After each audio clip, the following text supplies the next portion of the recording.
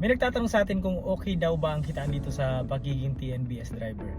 So, sa mga nagtatanong sa atin guys, ang dami ko na-encounter na ganyan. Dito sa pagiging TNBS driver, so okay naman yung kita natin. Yun nga lang, hindi pare-pares ang kita natin dito. Minsan malaki, minsan maliit. Nakadepende yan sa sipag natin. Isa lang ang sigurado dito, hindi tayo yayaman sa pagiging TNBS driver. Yes, totoo po yan, hindi tayo yayaman sa pagiging TNBS driver. Sabi nga ni Chinkitan, para kayo yumaman, kailangan maraming source of income ka. So hindi lang dapat umaasa ka sa isang income.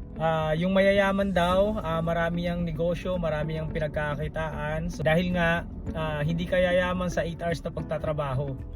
Pero dito sa pagiging TNBS driver, isa to sa magandang source of income. Dahil nga dito hawak natin yung oras natin. So pwede tayong mag-add ng mga additional income.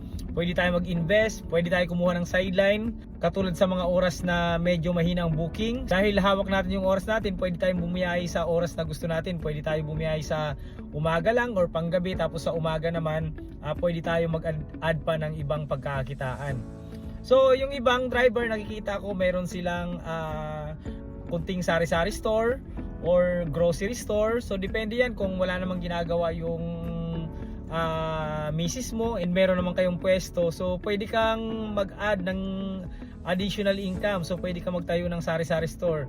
And dito nga dahil nga hawak natin yung oras natin, magagamit natin yung sasakyan natin sa pangninegosyo, lalong-lalo na sa mga oras na mahina yung booking natin. So alam naman natin yan pag nagbibiyahe tayo bilang TNBS driver, alam natin kung ano yung mga oras na matumal. So yun yung oras na pahinga natin or gamitin natin yung mga oras na yun para sa mga sideline natin.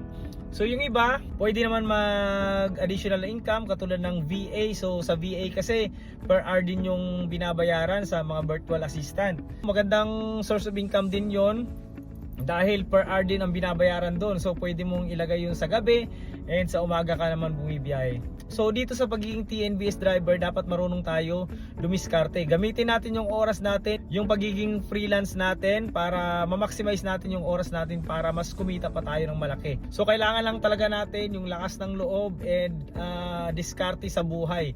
So yung iba nagba-vlog, gumagawa silang video, gumagawa sila ng endorsement.